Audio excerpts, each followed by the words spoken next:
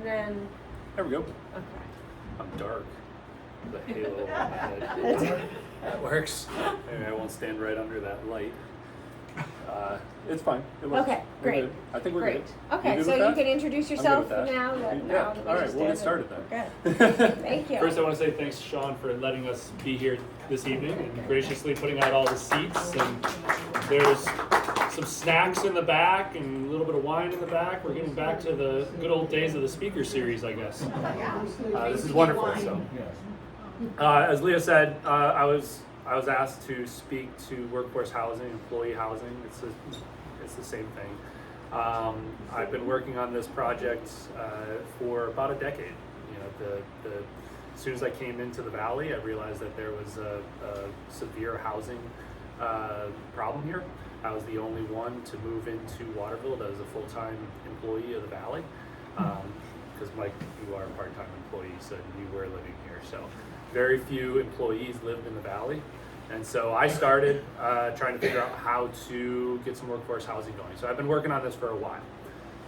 I'll go a little bit backwards and then forwards and then backwards again. So if you can't keep up, just let me know and I'll try to clarify a little bit. But first, let's jump into reasons for employers to participate in employer-assisted housing.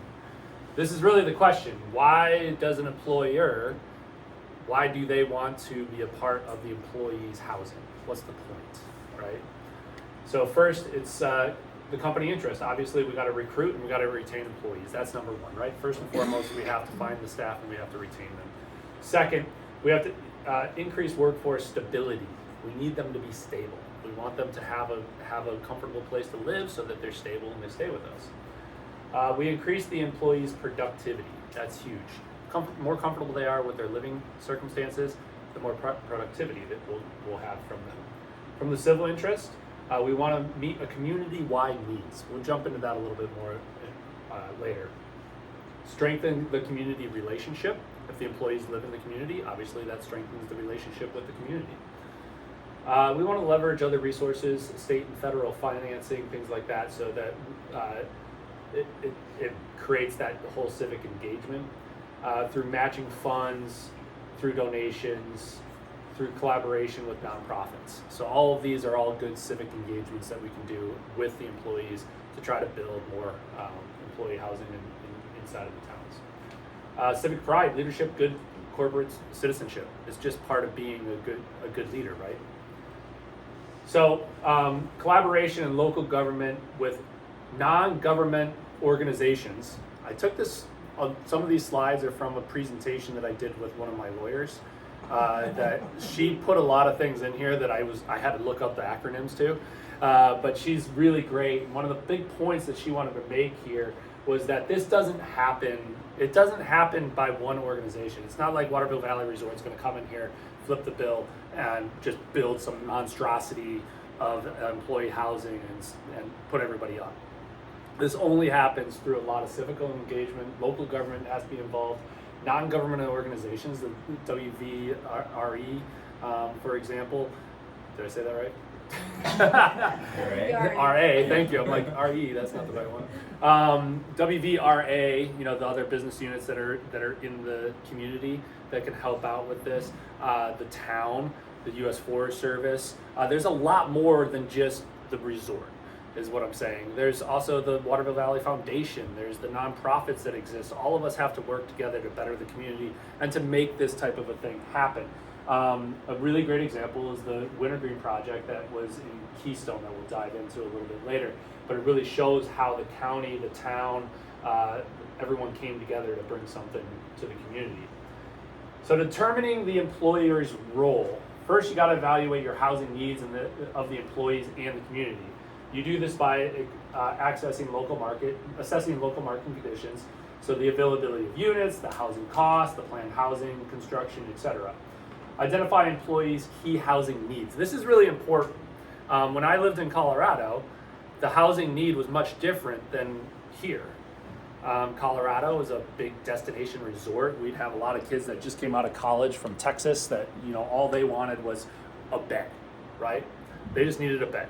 we get those individuals here too. We get the J1s, and all they really need is a bed. But we also have the needs of the higher employee that comes in that has a career in wastewater treatment, right? We need that person. How are we gonna run our new plant without having that person here? So we have to meet their needs also. So we have to assess what is the need, what is the greatest need, and how do we diversify our offerings to meet those needs? So we have to take into account everything. Examine the employer participation options. What kind of options do we have here? We identify potential options for employers: do it yourself, partner with others, make contributions, loan, land donations. How much money is available from the employer or employers. So you have to take all of that into account when determining the role that we can play. Assess local housing capacity and resources. You have to do a market study. We have to go out. We have to study what is the actual need. How do we find out that information? Where do we get that information? How do we perform that due diligence to make sure that this is a good business venture for us to go into? The last thing we want to do is build some employee housing, stand it all up, and then realize that there's plenty of housing available. We just didn't see it. So we have to assess that. If you can't do it yourself, consider local development capacity for for-profit organizations, nonprofit organizations, and public housing developers. Identify resources available through private and public agencies. Consider partnerships, opportunities with community organization, local government, and other employees. This is actually where we're at. This is what we're doing right now. We engaged with Developers Collaborative. They're out of Maine. They have a background in sustainable development, is what they call it. And basically, instead of thinking about it as I'm going to build this unit, I can build this big of a unit. I can fit all of these houses, all of these condos, and I'm going to sell it to the highest bidder, right? They go backwards. They say, who needs the housing? What can they afford? And then how do we build something that they can afford? So it's a backwards thought to the whole system. That's why we chose this collaboration with them to work on this development group. So 2023, we just got done with this study just in June of this year. And the current state is what we kind of got into. So at that time, over the year that they had done, or 6 months or so, that they had been working on this, this is what came up on the rental market in Waterville. Average rent was $2,239. Lease length was 6.5. As you can see, a lot of the lease lengths were 7 months, 1 month, 6 months, 7 months, 4 months, 4 months. Only 3 were 12-month leases.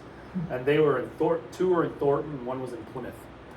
This is the entire area, guys. Over the entire time they were studying this is the entire area. Bedrooms ranging. Sorry? Doesn't include the student. This included everything that came on the market during that time. So that we didn't do the study prior to this school year, so this probably wouldn't take in a whole lot of student housing. Some maybe. Okay.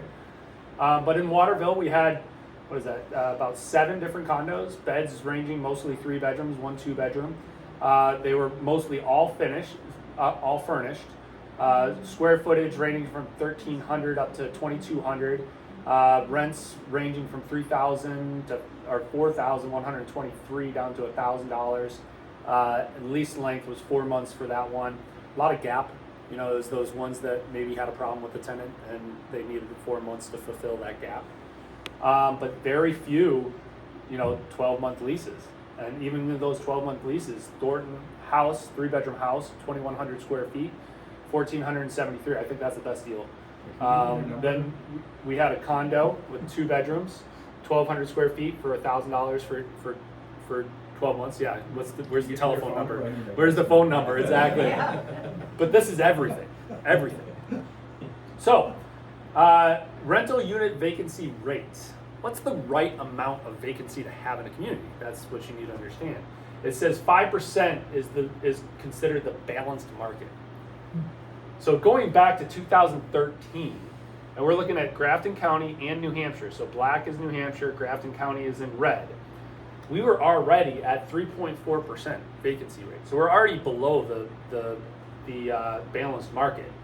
You go out a few years, go to 2018, right before the pandemic, you got 2.1 in the state of New Hampshire, 3.9 in Grafton County. And then see what happens with the red. It just nosedives. Goes from 3.9 to 0.3% vacancy rate. And then it goes back up to, in 2020, it goes back up to 2.8, and then it nosedives again down to 1.1 and 0.3.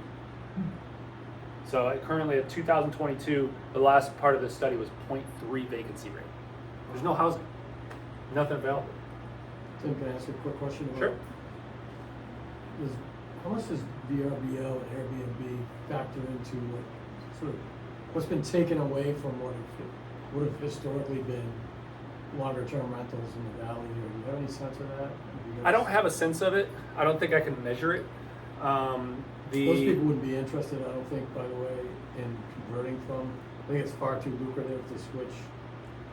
I think we have to also remember that the for rent by owner has been in this valley for a lot longer than the computer age that we are now seeing. We just had it under different management. That's a good point. You know, we had it under the Golden Eagle or the Black Bear, or, you know, under these types of timeshares type things. So they've always been here. Oh, wow, I said something wrong. Go ahead. So, well, I agree that they've always been here, but I think that with people buying up, like past owners have sold, new people are buying the condos for it as a business, and they're using Airbnb as a business to make extra money, and that highly affects us. When you're pulling those out of what may have been a winter rental because you weren't on a computer, or I would say, a year-round rental. and pardon me for agreeing and disagreeing with you. Please make my dinner good tonight. I think it affects our community, our greater community, more than it affects our local community. The Thornton, Campton, Holderness, those communities are highly affected by the Airbnb market. And that's really where our target market was for rental units, for staffing. Sorry, go ahead. So this is available vacancies, but this is not occupancy. Waterville Valley has an epidemic of empty owned condos. and Thank you for houses saying don't that. get used. Thank you for saying that. That's my next I slide. saw this before, but I haven't. So housing unit occupancy in Waterville Valley in 2021. Owner occupied is the light shade. We had 7% owner occupied. Rental occupied, 2%. Vacation, mostly seasonal housing, 91% of all of the units. And there's also this they don't come up at all. Oh yeah, I mean, absolutely. We know my that. neighbors don't come up at all. Yep. We have that. Twice in 10 years. We Exactly. have that agreement. Exactly. Anecdotally, I will say that from the time that we moved here till now, we are seeing a lot more use. We're seeing turnover, which is good. And we have to see some of that turnover. We all have seen increased value on all of our places. That's all good. It's, you know, turning over, people are using their vacation locations, but to your point, still a lot of them never get used. Very good point. All right, median monthly gross rents. In 2017 in Grafton County, the average rent was $813. 2022, $1,693. Compare that to the state of New Hampshire. It used to be $1,259 for the state. Now it's $1,584. So you have to ask, why is the growth in Grafton County so high? I think Airbnb is part of it. I think being able to work from home is a large part of it, right? Flexibility in a workplace. The pandemic drove a lot of people out of the city, drove them north. So we have a lot of that happening here. But it's been seen for a long time. The studies show that this is 3 decades of need that we're just starting to see on. I have a really great study. I wanted to put more slides in, but a lot of this came from the study that showed that the amount of housing that Grafton County and the state of New Hampshire will need in the next 20 years is untenable. There's absolutely no way we can keep up. We're going to continue to go on a downswing unless something drastic happens. We're at a huge deficit, and there's very little way for us, and I'm not trying to be a doomsdayer, but there's very little way for us to bring this back the other way with the current state of construction and permitting for development. We know that. What's that? And in our case, available land. Well, yeah, here. I'm thinking of the greater Grafton County in the state of New Hampshire. There was a housing study that was done late last year that I'm referencing. So it's going to take a lot more than workforce housing. It's going to take a lot of development. It's going to be training a lot more people to work in the construction trades to help drive down the cost of construction so that these things are tenable. It's a difficult one, but it's one that we've got to work on, or otherwise we won't have staff. We don't have staff, we don't have businesses. We don't have businesses, why would we be here if we can't get the services that we need?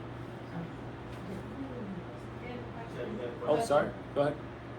Where? Here. Oh, sorry. When they put up the town square, Yep.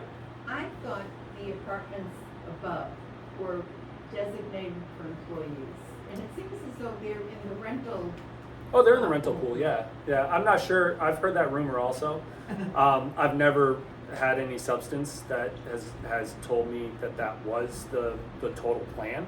Tom Corcoran never talked about that with me. We did talk about debuilding, and we have had debuilding as workforce housing for many years now. But the condos that we have there have been on the rental market as long as I've been here, and much longer than that. So, In Yeah. in 88, 89, when I was here, that was workforce housing. I think Tom got a grant. Yeah. I think Tom got a grant from the federal government to help build Town Square and make it workforce housing. There must have been a time limit on it.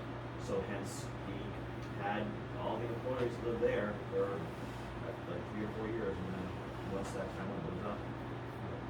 I'm familiar that's with where I that. get my room airs I'm from. familiar with that grant. I'm I was familiar with here that for grant. it. It was a Go 5-year ahead. grant. What's that? It was a 5, those grants, because I've had them written, whatever, in my Yep. whole life, are usually 5 years. Yep. And I remember all the, it was hilarious because it was like a dorm without college. I didn't have a place here, and I would just go and I would just knock on doors. Yeah. I'd knock on doors to try to stay at someone's house. Yeah. You had a question in the back. Yeah, I did. I was just hoping for some clarification when Sure. when we're talking about workforce housing. Is this for anybody who works in the valley, whether they work at one of the restaurants or one of the other hotels, or just people That's a good who question. work at the resort? No, it's a great question. It could be all of the above. It depends on how the entire organization is structured and how the merger of everything comes together. This isn't going to be clean. There isn't one way to do it. It's not going to be, the resort is just going to put in workforce housing and that's, for the resort. We already have that, right? We do that at Snow Star, we do that in Town Square. We already have that. We have that here. You have workforce housing in your facility.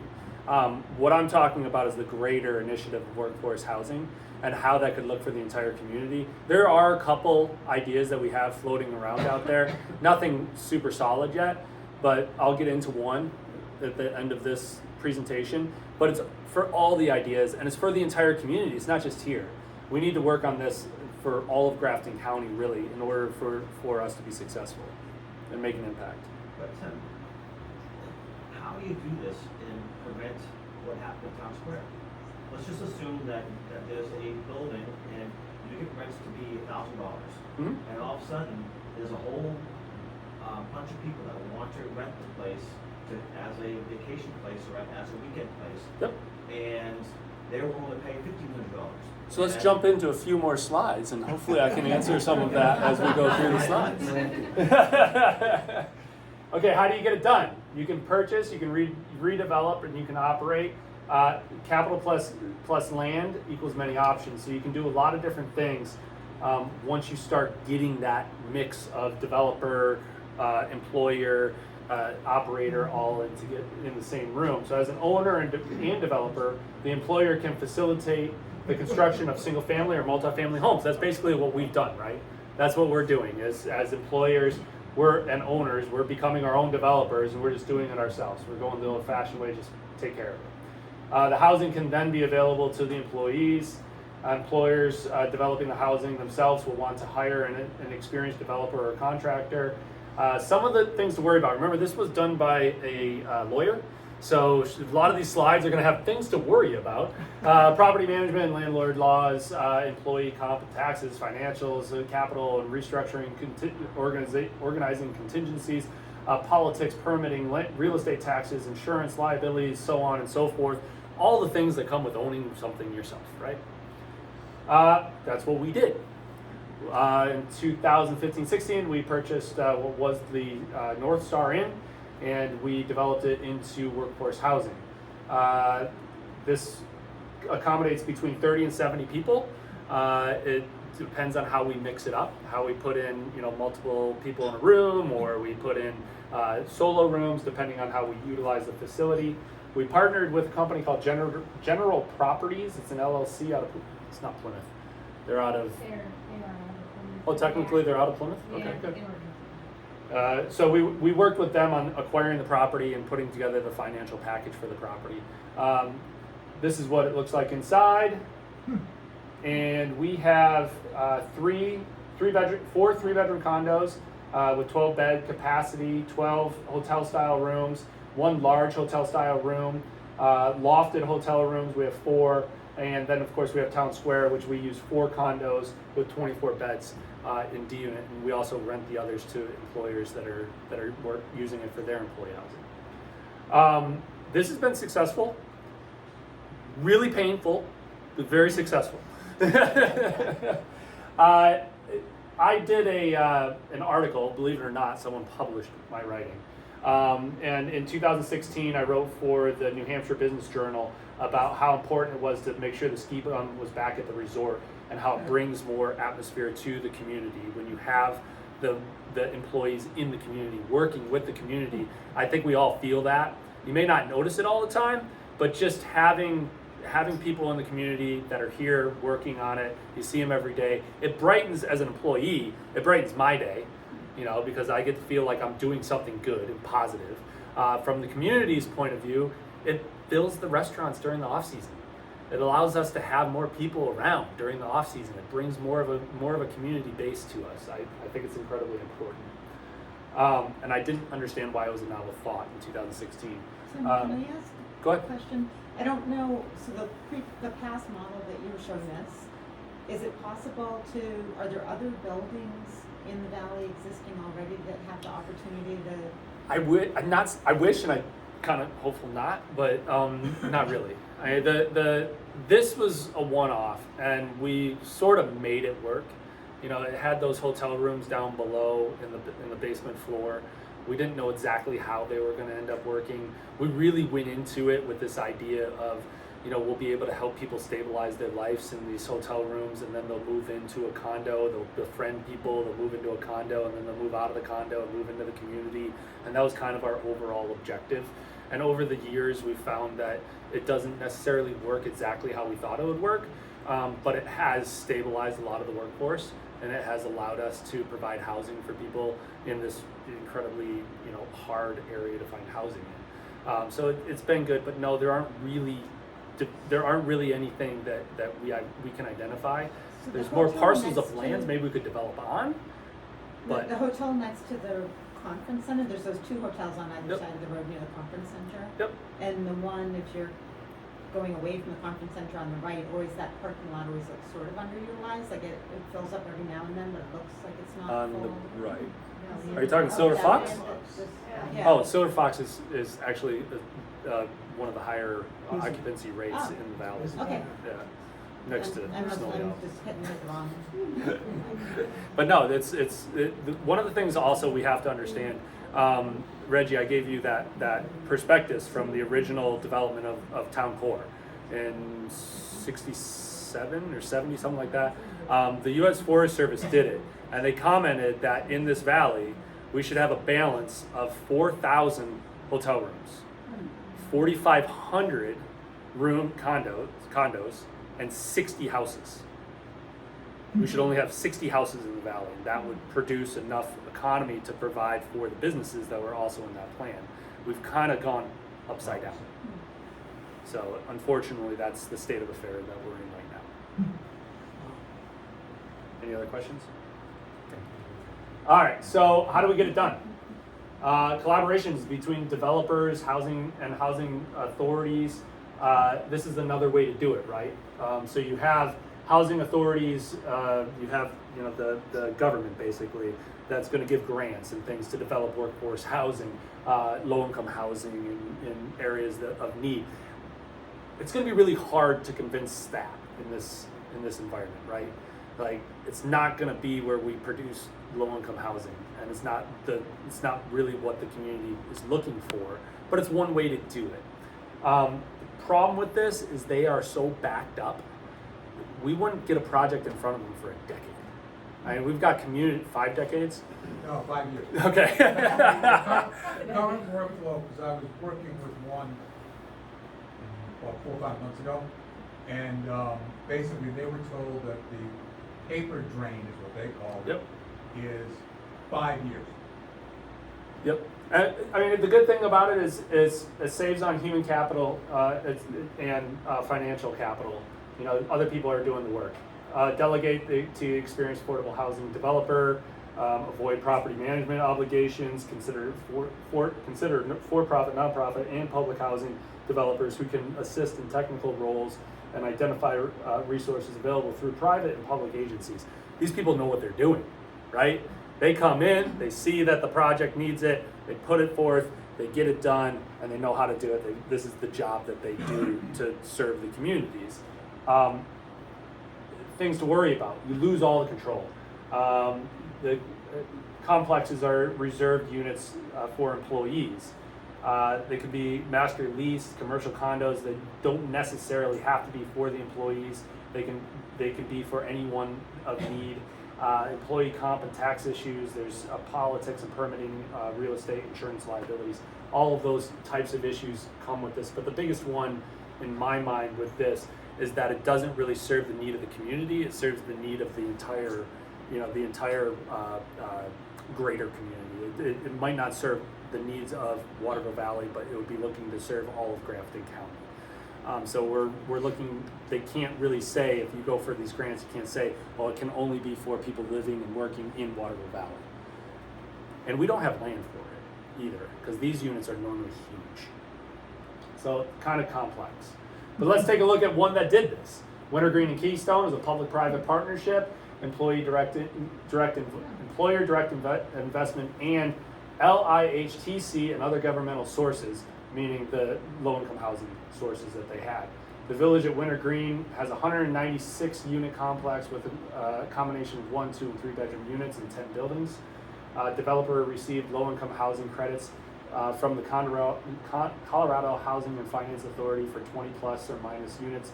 These units are designated for tenants earning between 30 and 60% of area median income. These are the types of rules you see put onto this.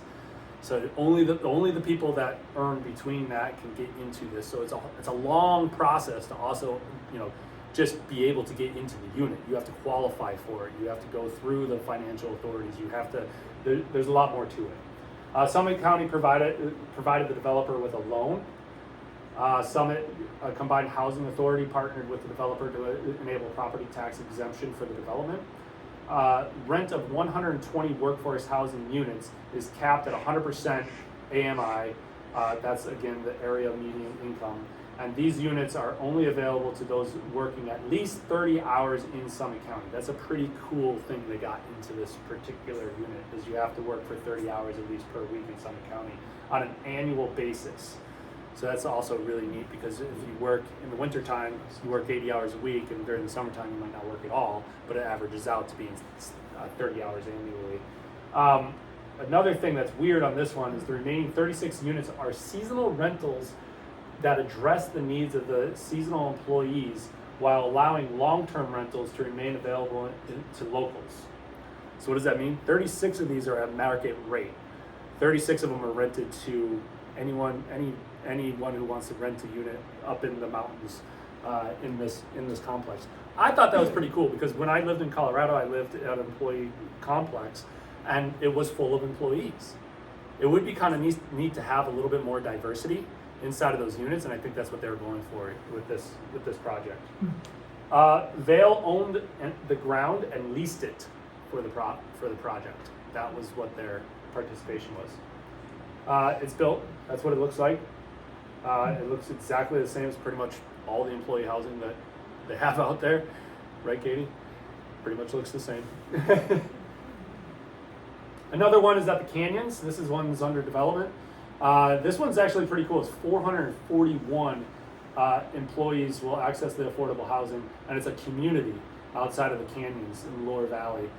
They have a lot of land out there. I don't know if you're familiar with Park City, but they have a lot more land, and they want to develop an entire employee community village, if you will. It's pretty neat concept. It'd be a really nice location, and they desperately need the housing in that area too. So how do you also get it done? Well, there's another way to do it with facilitate rentals and lease agreements. So how does an employer facilitate rental and lease agreements? Has anyone ever heard Tenants for Turns? This is a program that was at Sugar Bush, Mount Snow, Aspen, and Snowmass, some others. It qualified landlord and homeowners who advertise their rentals to a part-time or full-time resort employee are offered some sort of a reward. Season pass, tickets, restaurant credits, and the like. It was actually featured in a magazine. Property owners apply for the program, which covers a duration, minimum number of weeks, lease short-term rentals. When vacancy is filled, an owner notifies the HR department and provides a signed copy of the rental agreement. HR then verifies that the employee renter qualifies. If the agreement with the employee is terminated without cause, the incentive package is revoked. Some upside for this program: no housing contract between the resort and the employee, no management or oversight of the property or the tenant, no compensation or tax issues, and then the property management is managed by someone else. Things to worry about: the program documentation should have disclaimers on the resort's obligations to vet both landlord and tenants representing each party's interest. This actually came out of a lawsuit that happened in this program and pretty much shut this program down at Sugar Bush just because there's discrimination that was happening, and it was a pretty big deal. So there's got to be some disclaimers in there, once again written by a lawyer. Consider the in-house state real estate. Sorry. Consider if in-house state real estate licenses are required for this program. We all know the 6-month rule in the state of New Hampshire. If you don't have them for 6 months, then it's considered short-term rental and you have to pay taxes on it. Liability of the employee if landlord defaults or acts illegally. Liability of the landlord for damages caused by the employees. What happens if the employee is terminated or quits employment? So there's quite a few upsides and downsides to this. It's a pretty cool program. We could consider it as a community and it would actually, fill some of the extra beds that we have in the community. It's just something you want to go into with your eyes wide open. I think as a community, we want to make sure that we, know what we're getting into. You want to vet the employees. We go through. We have a lot of tenants, and some we would absolutely 100% recommend to stay in my condo behind my house, right? Others, they need a little bit more time before they get to that spot, where we feel the responsibility level. So it comes with a lot of responsibility on both sides of the equation. So let's look at what the current opportunity is, because that's what I'm sure a lot of people are interested in. So the 2018 Farm Bill was written with the authority to lease administrative sites for a variety of purposes, including housing. So this is for the U.S. Forest Service. So in 2018, when this came out, everyone was kind of scratching their head, what does this actually mean? About a year and a half ago, the Forest Service came to the resort and asked if we'd be interested in pursuing a potential project on Forest Service lands to develop workforce housing on Forest Service land, because they are desperate and they can't get employees to help take care of the Forest Service lands. So in the same way that we're desperate, they're also desperate in trying to fix this housing crisis. We went out to the WVRA, we went out to the town, we went out to everybody jumped on board and said, yeah, let's see what we can do. That's when we initiated with Developers Collaborative and started to actually look at the potential of, could we do a housing complex on National Forest Service lands? To my knowledge, there's only 2 projects in the United States that are doing this. Dillon in Colorado, who's very close, if not have signed the lease for their program. That one's done by the town and the county. It's not actually done by the employers. And they're looking at a complex of a former administrative site. So that's the first question, what is an administrative site? Administrative site is whatever the Forest says is an administrative site. That's what I've learned. It's not a definition that can say, this was, sometimes it might be an old barn, it might be an old barrack, it might be something like that, but sometimes it's just a plot of land that they said, you know what, this is an administrative site, we can use this for administration, it doesn't have huge environmental benefit, or it doesn't have a logging benefit, or it's not foreseen as high value, because we have to remember the Forest Service is ran under the Department of Agriculture. It's not the Department of the Interior, it's not a park. It's land of many uses. It's supposed to be used, and so they have to get the highest and best value for their asset. So if it's a oak grove, they're not going to want to put workforce housing in this beautiful oak grove, because that oak is now going to be worth money when they go to harvest it. So they have to identify different areas for different uses. Some areas, like the San Luis Notch Wilderness area, is deemed to be they want to keep it that way because it wasn't part of the timbers that was all struck in this area and taken down, and some of the greatest old growth that we have on our national forest. So they identify these different regions for different uses. Special use permits for ski areas is one of those. Special use permits for hunting and fishing and all those types of things. So they have to identify sites where they can say, this is generally good for administration. It's local, it's got town, it's got road, it's got access. It's a good spot for us to set up an administrative area, and so they can determine whatever the sites they have. So we went with the Forest Service. We started having meetings about, a year and a half ago, and we were having once a month meetings, and we were trying to identify different sites in the valley that could potentially be an administrative site. If you guys remember back in the late 90s, early 2000s, there was a lot of talk about Waterville Valley needing water. Still scratch my head a little bit on that one. But we needed more ponds, right? So the resort went to the Forest Service, did a lot of survey work in this area for ponds. And where could we put a potential pond to be able to supply more water for the snowmaking system? It is critical, don't get me wrong. A pond is the thing that it works like a battery. You charge it up, and then during your peak periods, you can make a lot more snow because you can suck it a lot faster out of a pond than you can a river, and you don't impact the downstream habitat nearly as much. So it is critical that we have a pond, don't get me wrong. But we identified a lot of survey sites during that. So I have reports that are this thick on all these different areas around the valley of where these ponds could have gone. So I used that, and we use that to kind of determine what would be a good site for this.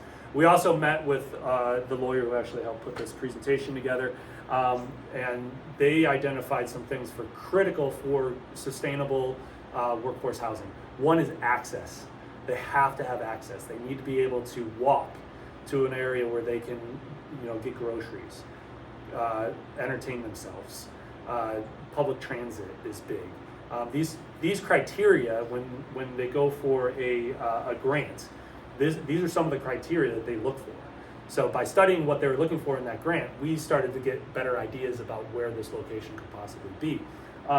At first, it was kind of, it felt like you were searching for a needle in a haystack with how much acreage there is. We went on, all sorts of different ideas of all the way down in Campton.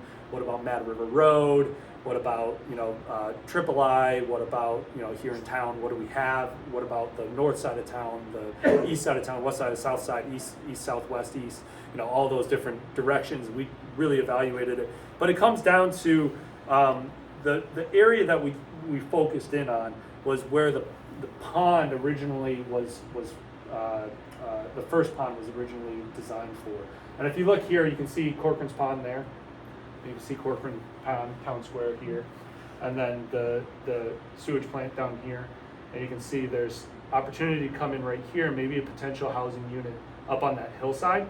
The reason we like that idea is because you would have access to that footbridge. That footbridge would allow the residents of that complex to be able to walk out and get to town very easily. And it also provides an area where you would end up with a access to the road where the bus stop could be. So it's a pretty key little area. It also has utility. Is that the red circle approximately to scale, and do No, you know how many I have a units? much better Okay. drawing later. But the idea here is this was also a blowdown area. If I didn't know the story, but apparently back in the 80s, 90s, something like that, a big burst of 80s, a big burst of low pressure came through and blew down a bunch of trees back in there. We've also had the trail system that goes back there. We have Swan's Way and Inner and Outer Mad that come through that area, and we thought this would be a nice area to be able to integrate those trails into that pond area that we would be developing for the snowmaking pond. It kind of lends itself to a nice area for potential housing. So that's kind of the artist rendering that we had here, done for by Developers Collaborative. You can see the roadway here. They identified different pods of areas where they could see employee housing potentially being developed. We did a proposal on the pond size. I think we were using 60 million gallons or so. We used topographical maps to identify where the best area would be for that pond, and possibly where the first round of employee housing could go. In this one, it's 18 row homes, 36 apartments, 54 units total, with 58 parking spaces in this area. And it was just a conceptual to say, would this fit? Could the developer, we had this done by a professional developer. I came up with the idea. I literally went online and cut things out on Google Earth and then put them on. I was like, oh, there it is. It fits. But the professional developer came up with this and said, yeah, it looks pretty good. The driveway, there's some concerns about the sight lines on the driveway, concerns about utilities. There's utilities for the public works, and how would that tie into the sewer system, the power lines, how to bring power into that unit. For the greater idea to bring power there isn't as big of a problem if you compare to like Triple I Road or the Triple I Split, or even the other sides of town, because we have main power lines that are right next to it. Sewer lines, we all know the sewer plant's right across the river, so we have the sewer lines already there. They actually would run, currently it runs right under here. So we know some of the infrastructure is there. It's not the most developable land. It's not an old factory that we could turn into a workforce housing, but it is doable. We thought of the concept of using block housing to kind of give us a starting point about how many units we could see there. The nice part about these is they use corner units, and you can fit, I believe it's 4 units per, depending on the size, up to 4. And sometimes like this side would be a 3-bedroom and this side would be 2 studios, or it'd be two bedrooms, things of that sort. And this developers collaboratives have built these, so they knew the numbers around them. That way we could get to a pro forma. Is that site where those cross-country trails are there, or is? Yep. So the cross-country trails come in right in this area, and they kind of hug this berm right here, and then they go back this way, and then they go back this way, and then they come back towards the bridge. Let me find the bridge. There's the bridge right there. So they come this way, and then they come back towards the bridge, and then Outer Mad comes about this way and comes in this way. And so they would be rerouted. We'd still maintain trails. We want to maintain trails. Obviously, the workforce is there. We want them to have access. So we'd want to maintain trails, but it's a conceptual. Is this, because the Forest Service is somewhat involved, do they have a project up on their project site? They haven't found it yet. Do they have a project? No. So normally you have to. No, it's all through- conceptual at this point. We haven't gone through the project No proposal. proposal yet? We haven't gone through the PPL yet. We also, the Farm Bill expires in September 30th. We have it on good authority that they're expected to renew this authorization, maybe even enhance it. So we're looking forward to that. There's also talk about the fact that this is within our special use perimeter for the resort. that maybe we could do it under a different authority, so we're going down those roads also, because it is within the special use permit for the ski area. So there's a couple different ways we're looking at skinning the cat, but mostly we're trying to identify something that could work. Tim, that's Forest Service land, correct? This is Forest Service land, correct? So that there's not, so that the town authority is not involved. No, but they're gonna, I mean, whatever we do is, just as we do at the ski resort, is gonna be Right. respectful of all the, Well, no, I wasn't saying anything Yeah. like that. It doesn't necessarily have to go through all the checks and balances of all of the town correct. committees. This is something. We have to go yeah, through the you will checks be- and you will- balances of the Forest You will be Service. a good citizen, as you always are, but But more importantly, the forest is going to want to make sure that we meet all the public need. And in order to do that, they're gonna put it out for public comments, just as we do any project. We're gonna address public comments, we're gonna make sure that we do the this NEPA is how many years process. away? Oh, I'll get to that. It's long, it's not tomorrow, you know. We had a very aggressive idea, it's actually the next slide, that we could possibly be constructing in 24, 25, but we're already here, and we haven't done anything but here. So this has taken us much longer than anticipated. Basically at this point, what has happened is we've gotten to the conceptual design and feasibility of and financing, and went, okay, stop. This isn't feasible or financeable, which is normally where these projects stop, and they get held up. We have to figure out the finances and the feasibility of it. When talking with Undersecretary Wilkes from the Department of Agriculture, you know, he highly encourages us to push forward, you know, continue to work on this. Just because the finances don't make sense at the moment, his saying was the money will always follow a good movement, was what he told me. So just keep pushing forward and we'll figure it out. This has made it all the way to DC. We have another meeting, the NSAA, the National Skiers Association, is highly engaged in all of these. We have about 3 different projects that we're working with the U.S. Forest Service on, and we're calling them pilot projects to try to open up some of these ideas to the National Forest and to try to subdue some of these housing crises that we have across the United States. And so we're pleased with the work that we've done, but we have a long, long way to go. I have 2 questions. One is, you initially mentioned that the U.S. Forest Service is also looking for employee housing. And do you have a sense of how many units in this Yep. area they would be interested in having on a plan like the one that you just showed? I don't have it like off the top of my head, Yeah. but in the feasibility study, that thing's something like 40 pages long. They did a research with the Forest Service, and the Forest Service has a lot of data on this, and they were able to give a lot of data and input, exactly how many units they think they need. We wouldn't be able to fulfill that need. Oh. Even with, if we built this completely out to the maximum that we could fathom, we still aren't gonna get the need. And then does on the last page of the presentation with the plan, does that construction change the ownership of that parcel such that maybe Waterville residents wouldn't have access to the Mad River Trail, or No. would the ownership change? It's National Forest Service land, and all U.S. citizens have access to the trails as long as they're not being improved upon. So when we groom the trails, that's an improvement. That's our special. That's how we hold the special use permit, and that's why we can say you need to pay for the trail usage. But if you want to walk through the woods on National Forest Service lands, you're absolutely allowed to. Okay, awesome, thank you. Did you have something?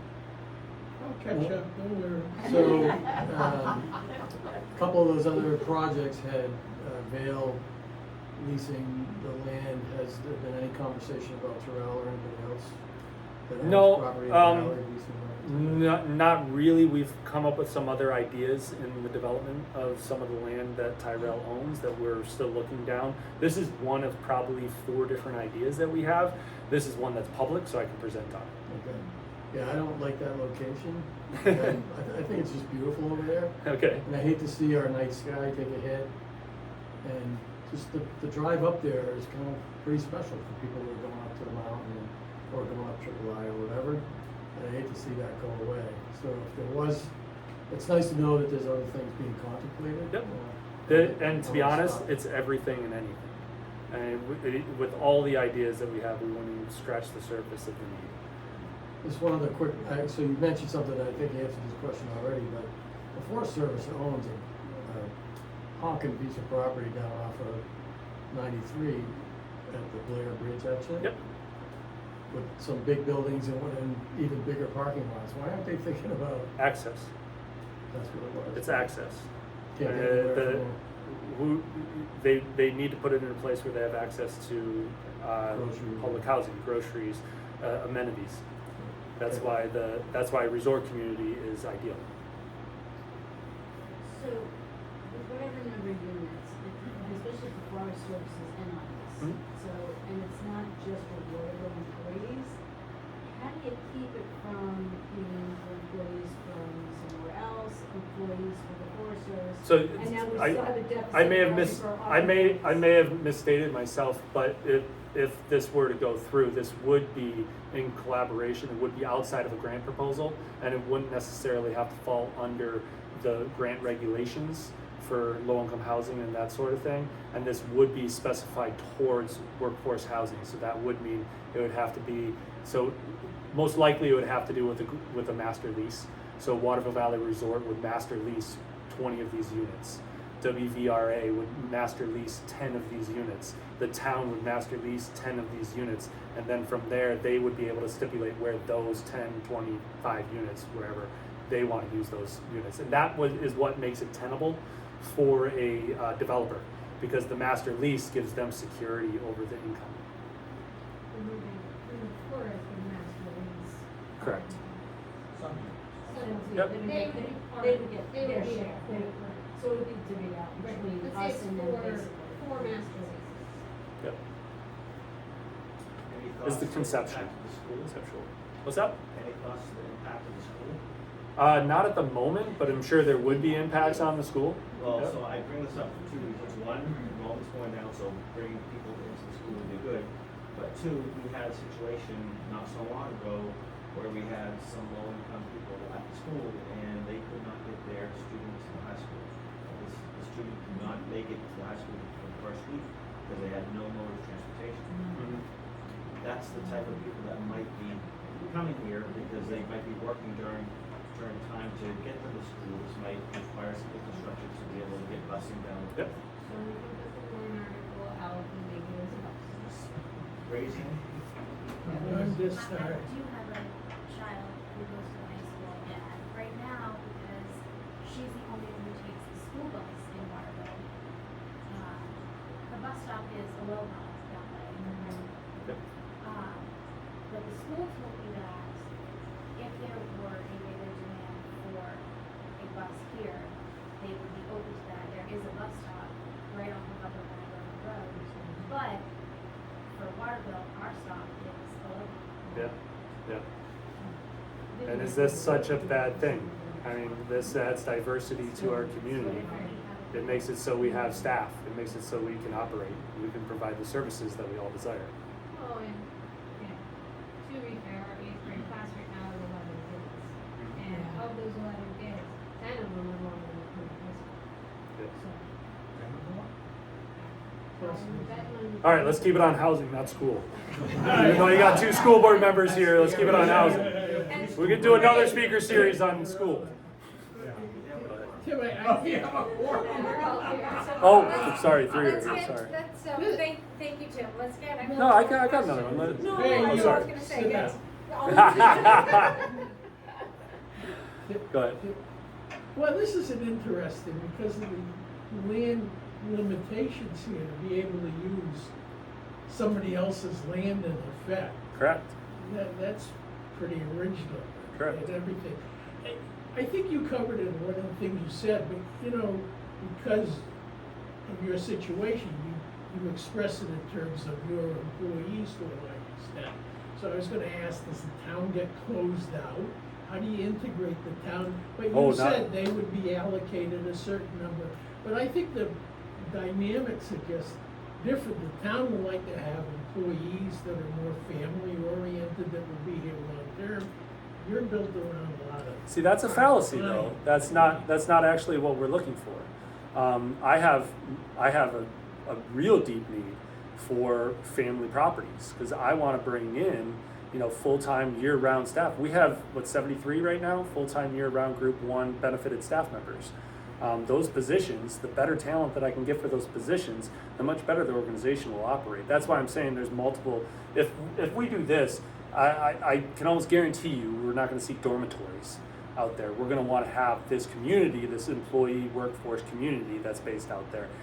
We're going to probably put more of the dormitory style living closer into town, because those individuals are younger, they're enthusiastic, they want to be here, they might be J1, so they might be here for a short period of time. They're willing to multi people per room. It's probably, they're going to probably have a higher desire to be even closer to town than the people in these units. And like I said, it's not a one-pronged thing. It's going to take multiple different things that we do to try to even make a dent into this problem. Well, that's the problem, I hope it's solvable. Yep. It's not solvable unless we work on it, right? Yeah, Tim, if you talked about this before, I apologize. So who builds the buildings? Who Sure. owns the buildings? Sure. Who controls the A lot of different ways to do it. A lot of ways to skin the cat there. As I said before, it could be owner built, owner developed, owner, you know, all the way through. The resort could do it, and we could do master leases through everybody, and we could be the developer of it. That could happen. The other way is that you bring in developers collaborative. They actually do these developments. This is what they do. This is what they do for a living. They could come in. They could build it. They could operate it. There's multiple organizations like this around New England that could do this, and they could be the operators, and much preferred, to be honest, because then you have the operator who operates these units, knows how to operate it, has the background to it, has multiple units, so they have the diversity of it. I would say that's probably my preferred method for this style of a complex. It could be that the town decides that we want to build this, and the town becomes the owner and the developer of it. There's a multitude of ways. Like I said at the beginning of this, it's not going to be one simple thing. It's going to be a hodgepodge and a marriage of a lot of different organizations that come together to make something like this happen. Because it's not, the main thing, the story here to be told is, you know, developers develop for profit, right? So if they're going to develop for profit and they're going to build housing in this area, and housing costs so much, the housing that they're going to sell has to be a very high end. And that's what we're seeing being built. Everything around the entire state, they're building the higher end properties. They're not building the workforce housing that's affordable.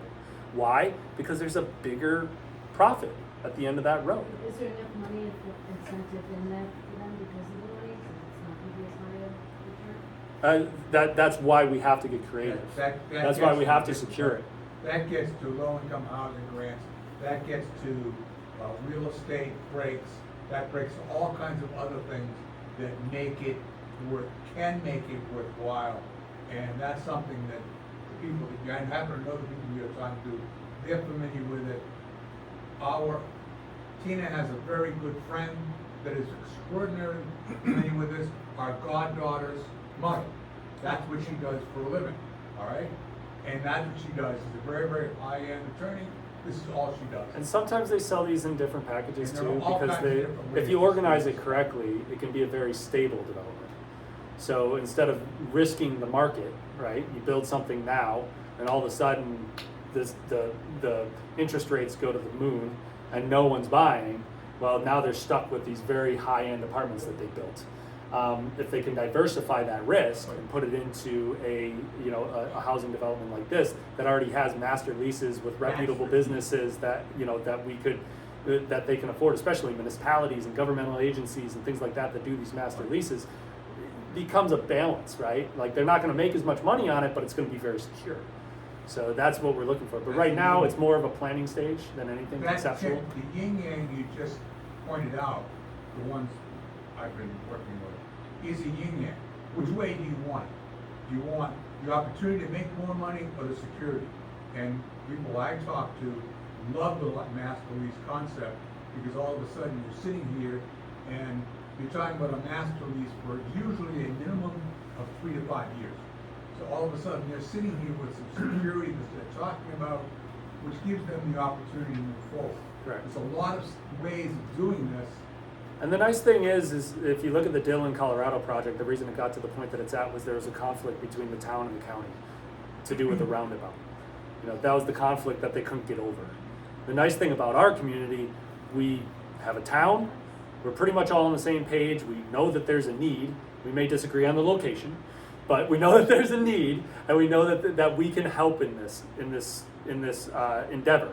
So when we had the town, the Forest Service, Tyrell, and the resort all in the same room, we're all trying to work together. And we're not getting monkey wrenches thrown in there because we are a tight-knit community. So that is a nice part about doing this here. And that's why we believe that this, out of all the pilot projects that there are, mind you, there's only a few in the entire United States, this one has really good legs. So, Yeah. well, there's a lot to overcome before anything Yeah, happens. but- there are many developers in this country doing low-income housing or combinations that are successful companies. Mhm. But it comes down to, you need a subsidized debt of one type or another. You need somebody to forgo some real estate taxes, et cetera, a guarantee on the mortgage. Exactly. It's common, it can be done. Yep. But people are gonna. It takes a lot of moving somehow- targets, right? Yeah, and I don't know the availability of funding, and it changes within the state of New Hampshire Absolutely. substantially. In state of New Hampshire and the funding that's out there for these types of housing developments from either the state or the federal agencies, traditional lines, that's where you're getting into 5 years to a decade to be able to get there, which may be the route that we end up going. It may be a decade from now before we can ever see something like this, but we have to start now. Something has to start. We have to get wheels spinning. We have to start talking about starting. The new supposed 2023 Farm Bill, I know you've read it, and I've read it, unfortunately, it's again 5 years. Oh yeah. So, Yep. I don't wanna say the clock is ticking on you, but the clock, But the thing that opened up during this presentation of doing this and doing this feasibility study and getting this to DC has been that it's opened up people's eyes to the potential of doing something like this, and maybe it doesn't fit into the Farm Bill. Maybe it fits under some different authority that's out there under the Department of Agriculture. Like I said, there's a million different ways this thing could go, but it's nice that we at least got to the point where we have tooling that expresses the need and an idea on something that's feasible. And that's where we got to so far. Reggie? You don't have to worry, in 5 years, Chris Sununu will be president, and the money will flow. There you go. Reggie? If this is built on forest land, does that mean it's part of the town of Waterville Valley? Do the taxes from this project, once it's all built, they go to the town? Same as the ski resort, correct. Oh, okay. Yep, same as the ski resort. So we're still in the town of Waterville Valley. It's just our planning and zoning rules only are for the 540 acres. So they were, Yep, they'd be residents of Waterville Valley, correct. most of the spots, the whole thing. Correct. Okay, Correct. thank you. Adding to the tax base, the whole 9 yards. Yep. This is a long-term possible solution. What about a short-term solution of providing public transportation from the valley to Plymouth? That would be a municipality, I think, venture. Is that what you're looking for? Or are you looking for employees going to Plymouth For and back? anybody? We used to have employee housing. Oh, we I don't think there was a lot of housing left there either. Oh, Katie can speak to that. She was just down there. And we've ran buses over the years. We've ran buses up from Plymouth for workforce. We've done that for For your years. employees, not a public Correct. thing that people could take the bus from Boston and go to Plymouth and then get to the mountain. No, I'm not in the business of transportation. So I don't do that. So I can speak to But that. those buses do let, PSU students, Yeah. PSU students could hop on the bus. I believe the Concord coach is down in Plymouth, right? yeah. They offer that out of Plymouth. Well, thank you so much, Tim. Yeah, I really absolutely. appreciate you taking the time. It was a good, Thank you for attending on Zoom.